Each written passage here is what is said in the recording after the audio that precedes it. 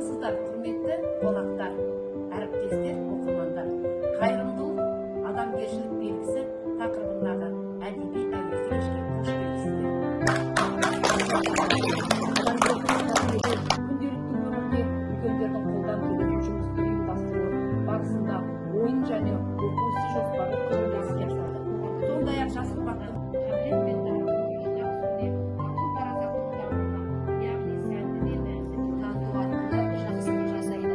қамқорлықты қажет ететін жандарға қол ұшын беру арқылы адам баласы жақсылыққа қадам бастайды. Жақсылық жасау имандылықтың, тәрбиеліліктің, парасаттылықтың айқын көрінісі.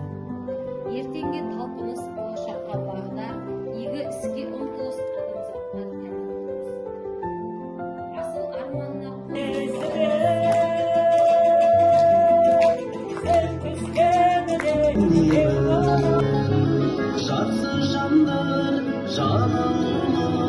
үйреттіңдер сағынуды шырқап сала.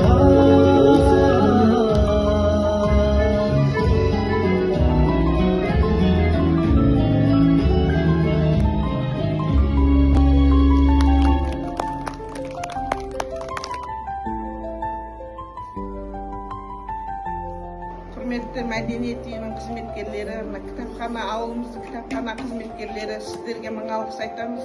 Біздей жандарды елеп ескеріп, шақырып, осындай көңілімізге қуаныш, жүрегімізге жылу сыйлап жатқандарыңызға.